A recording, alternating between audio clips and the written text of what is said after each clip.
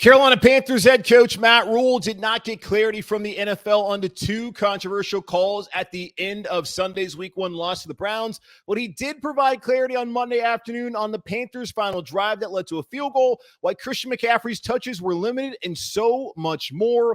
We'll break it all down right here on Locked On Panthers. You are Locked On Panthers, your daily Carolina Panthers podcast. Part of the Locked On Podcast Network, your team every day.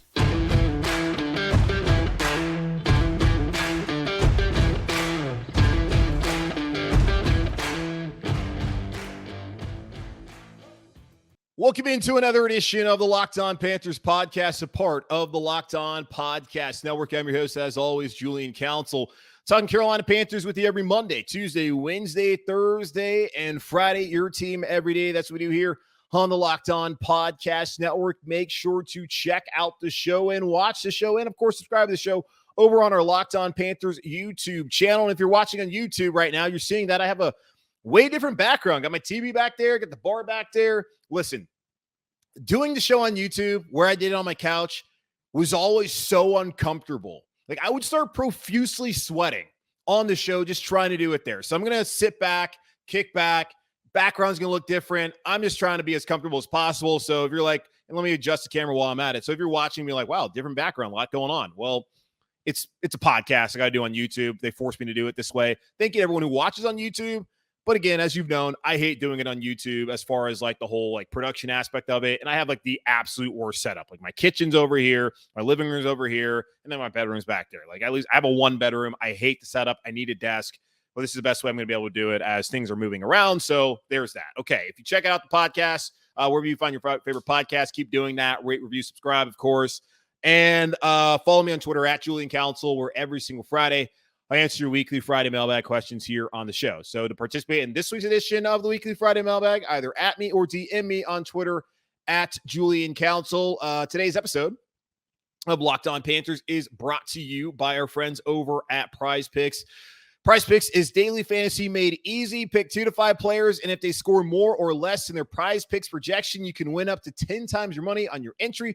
First-time users can receive a 100% instant deposit match up to $100 with promo code Locked On. That's prizepicks.com, promo code Locked On. The Carolina Panthers picking up the pieces following a Week 1 loss to the Cleveland Browns. And if that's surprising to anyone, it should be. The Cleveland Browns have not won a Week 1 game since 2004, and have not won a Week 1 game on the road since 1993 when I was 6 months old. I know I got the first number wrong last night. I think I said 95. I meant to say 05, but really it's 04. So 2004, first time they won a season opener in 1993.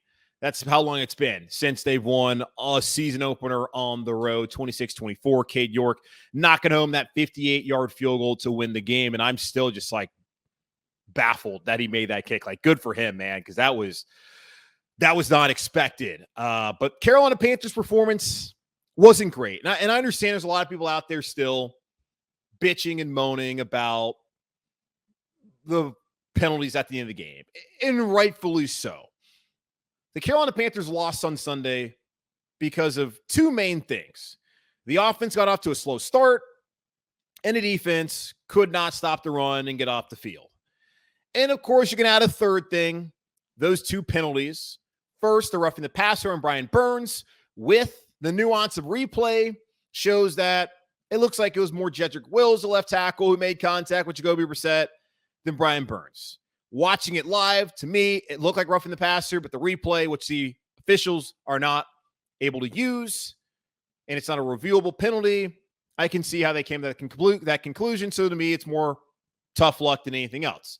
The second one, the fake snap spike, or the fake spike, or whatever it was, fake spike, that's what it was. It was a fake spike. That clearly should have been an intentional grounding penalty. Kevin Stefanski, the head coach of the Browns, was laughing about it on Monday when speaking to the media, saying that, yeah, clearly we got away with one. Matt Rhule was provided no clarity by the NFL on that. The refs got that one wrong. That being said, those two penalties were only another symptom to the main problem the Carolina Panthers had, and that was the offense started off slowly, and the defense was just not good Sunday afternoon against the Cleveland Browns.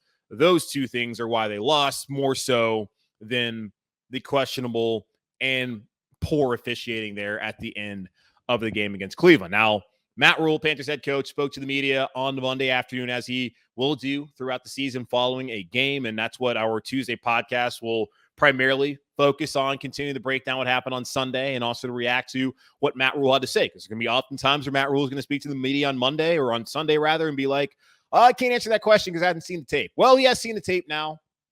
He spent 21 minutes talking to the media about what he saw. Now, let's start off with the slow start from the offense. One of the things I brought up on Sunday, and even to y'all on the podcast, whether it's on Twitter or on the podcast, I brought up that the Panthers offense looked like a unit whose quarterback was not there for OTAs and mandatory minicamp.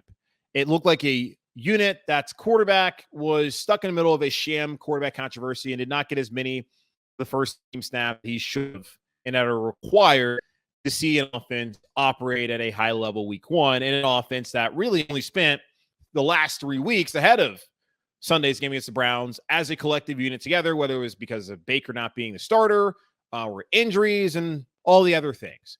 So it was not surprising to me to see them get off to a slow start, especially after watching them in week 3 against in the preseason game against Buffalo. Like, they looked good, but also it felt clunky at times during that game. So I was not necessarily surprised at all that the offense got off to a slow start, but could have been prevented. Possibly. Matt Rhule said, quote, "We are talking about playing with a quarterback who has been here for 30 to 40 days. When he says that, I first think of that meme of the guy who's saying, we're all trying to find out who's responsible for all of this, or whatever it actually is. Matt, you and the front office are responsible for this, for Baker having only been here for 30 to 40 days, because you couldn't facilitate a timely trade with Cleveland back on day 2 of the draft. You couldn't do that. Money got in the way, whatever it was. The Browns never had any leverage. Either way, it took you until July 6th to facilitate the trade. And then Baker, when he got to Spartanburg on the campus of Wofford College, was not immediately named a starter. He had split reps with Sam Darnold. And it wasn't until the final week of the preseason on that Monday where he was finally named a starter and received all the 1 reps. So whose fault is it that Baker wasn't prepared to lead this offense? And this offense didn't have the continuity to go out there and perform at a high level at the beginning of the season. He talked about how last season, despite them being downright awful on offense, they were really good in the opening script. Well, what helped that? Sam Darnold was comfortable in the opening script. He had been there throughout the entirety of the offense. He was a number 1 quarterback throughout the entirety of training camp in the preseason.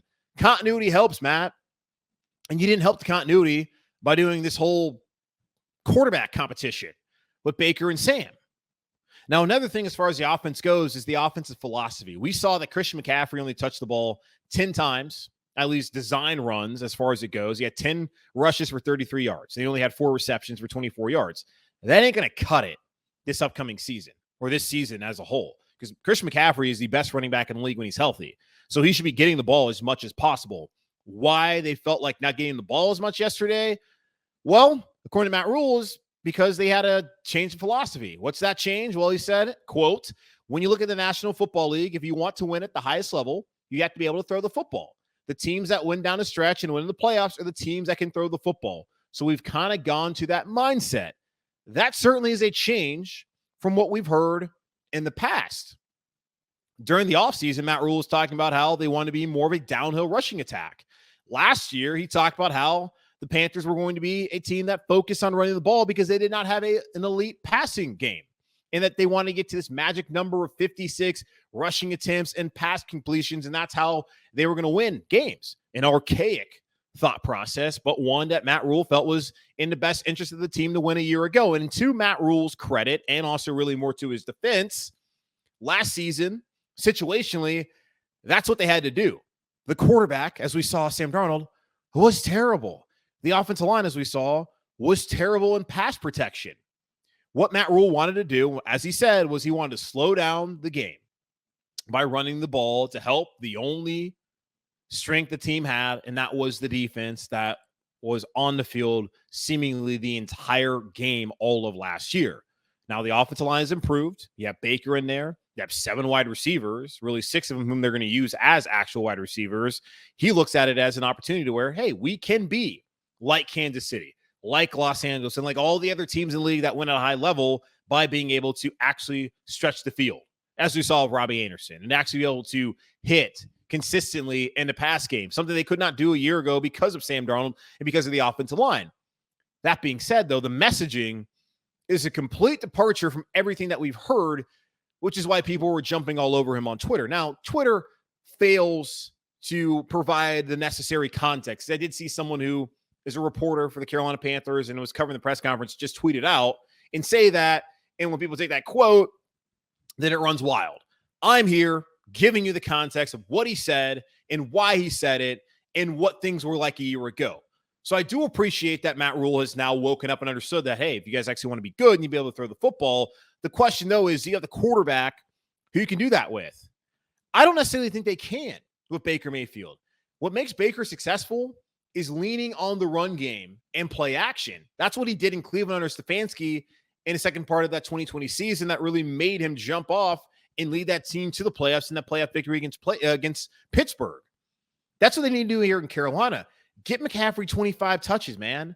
Don't put all the pressure on Baker to go out there and win the game with his arm. Because when you do that, he's liable to try and do too much and make mistakes, as we saw on Sunday when he just sailed Shi Smith on that throw. You got to find some balance. The best teams, yes, they can throw the football, but they also have the ability to run the ball when they want to. Later on in the season, you got to be able to control the line of scrimmage. You got to be able to throw the ball, of course. But also, when you have one of the best running backs in the league, and in my opinion, the best, you got to get that guy involved in the game plan and not just lean on Baker Mayfield at all. Okay, so a couple more things Matt Rhule also said, but let's take a quick pause here on the show, and I'll get back to some of Matt Rhule's day after press conference enlightenment that he gave to the media on Monday here in just a moment on Locked On Panthers.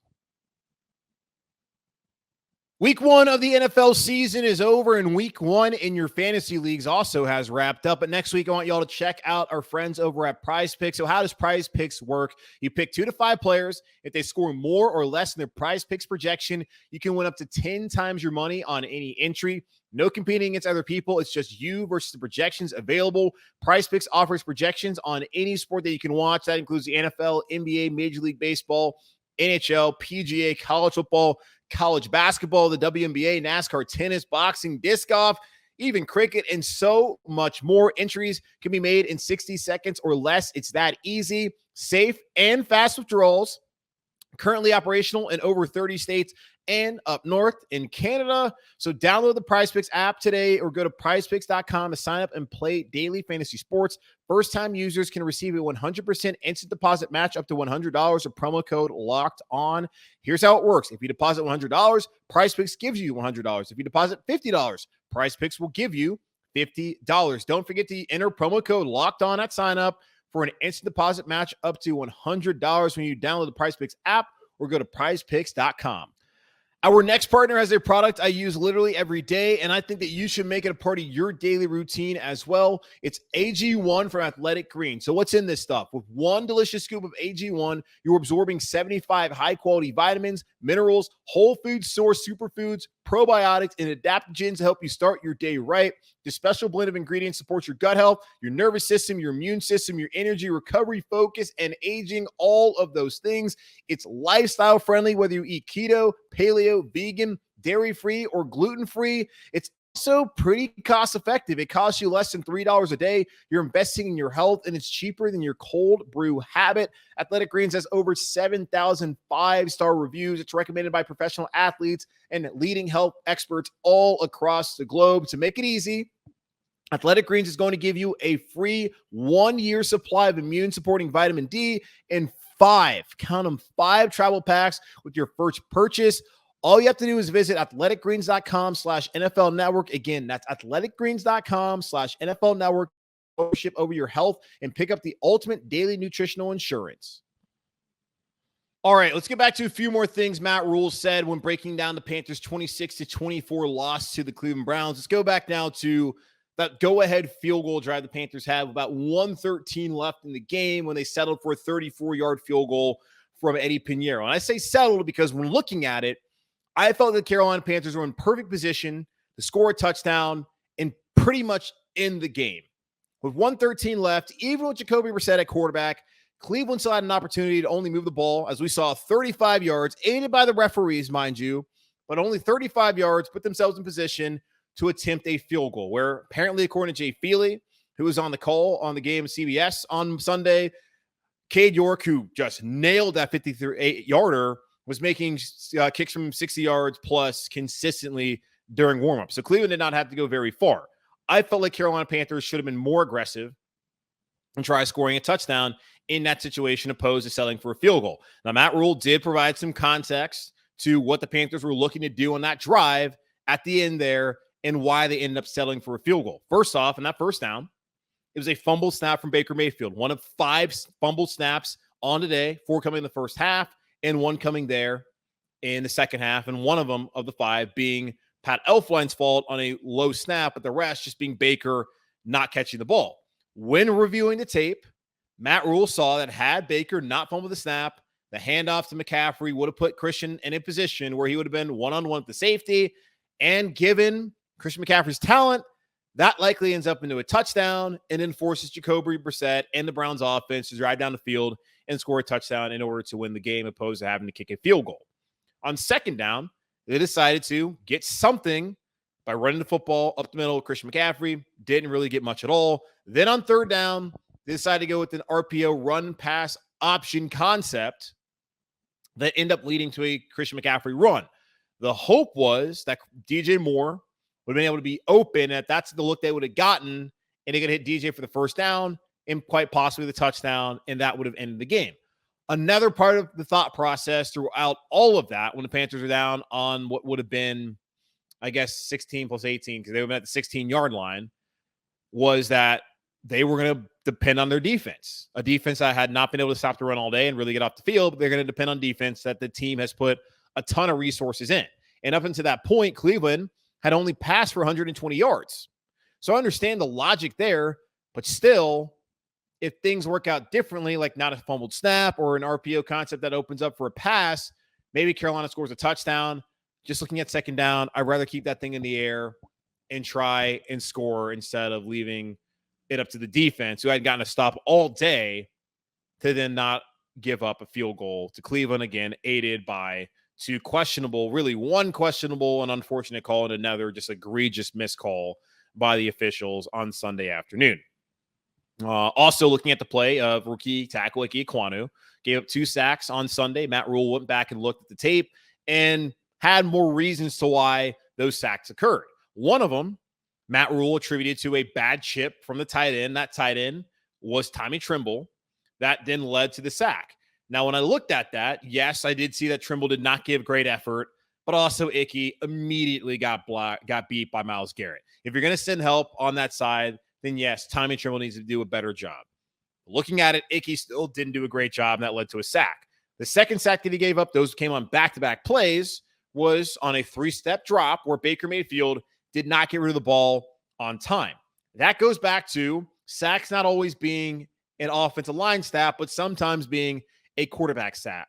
We certainly saw that a year ago from Sam Darnold. We saw it from Teddy Bridgewater. The quarterback has to get rid of the football in time, especially on those 3-step drops. That did not happen. That being said, Icky still got beat immediately by Myles Garrett. I'm not trying to level criticism on Ike Ekwonu. I've told y'all we got to be patient with him. It's going to take time for him to play at the level that I think he's going to play at down the road at one point. In one day, he's going to be, I think, a really good tackle. Right now, he's a rookie who went against probably the best guy he's going to see all year in Myles Garrett. So it went about as expected. But it's nice to hear when looking at the tape that some of it really, you can't attribute all of it to Icky.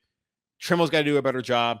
Baker, of course, got to get rid of the football and not put his tackle in a position where, hey, he's going up against one of the best pass rushers in the league, and he gets beat like that, and we saw what happened. Now, of course, he's going to face guys like Nick Bosa in a couple weeks. Next week, I don't think the Giants really have anybody who to be scared of, but he's going to face a lot of good pass rushers in this league, and he's got to be better. But certainly the guys around him have to do a better job as well.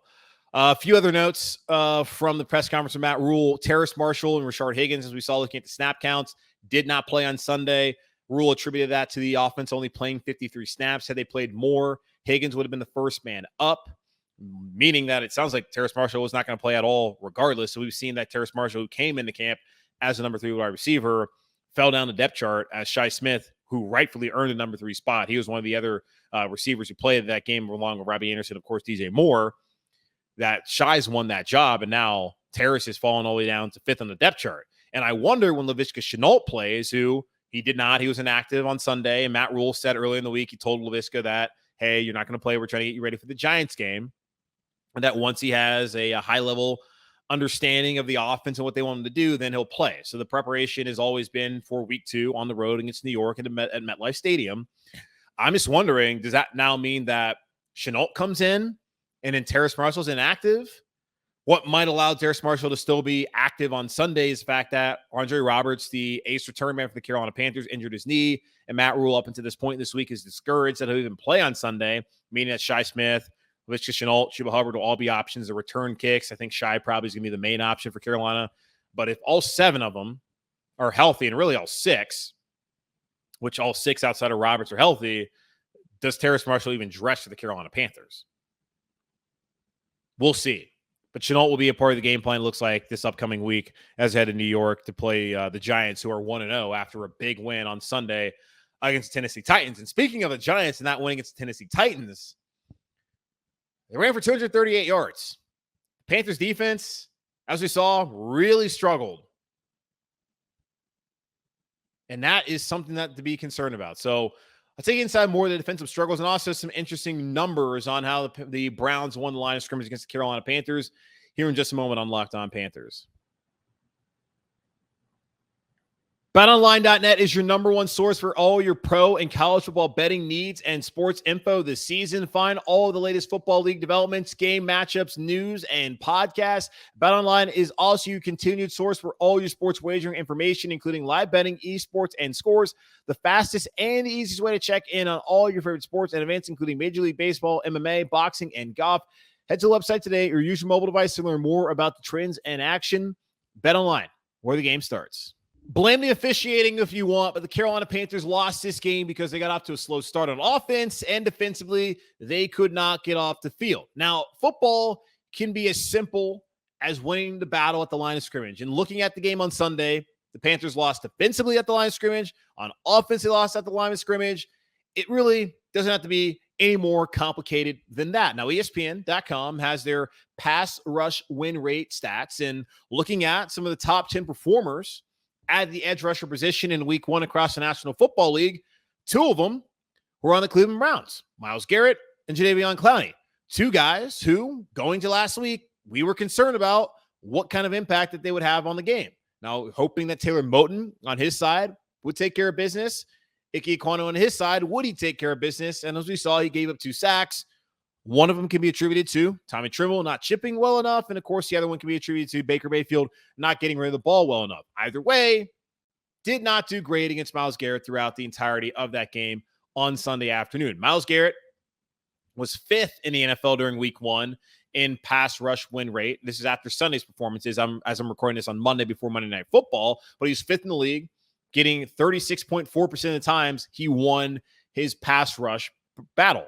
Clowney was tied 8th at 25% of the time winning his pass rushes. And then defensively as well on the defensive line, Jordan Elliott, their defensive tackle, was tied for 3rd in the NFL in pass rush win rate among all defensive tackles, with 25% of the time winning his pass rushing battles against the Panthers' interior offensive line.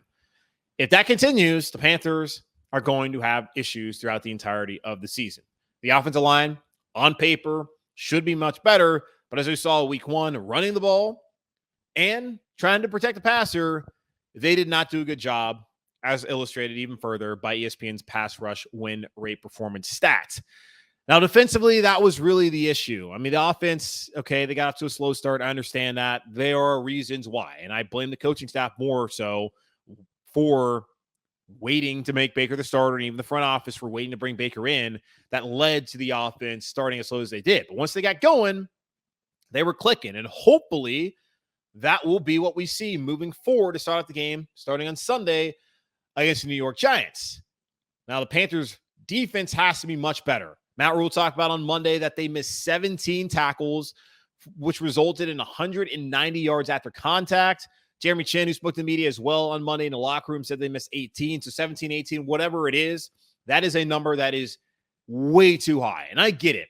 They were trying to tackle Nick Chubb, and Nick Chubb is one of the best running backs in the league because he's able to break tackles and do what he did to the Panthers on Sunday afternoon. But he made it look easy.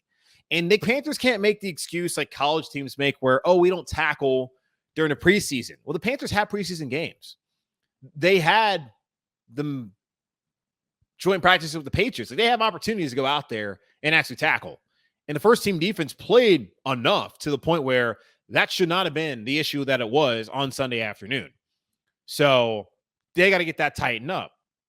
They also didn't help matters by having 5 defensive penalties that help extend drives on Sunday afternoon. We saw it from J.C. Horn. We saw it from C.J. Henderson. All the corners had issues and made mistakes.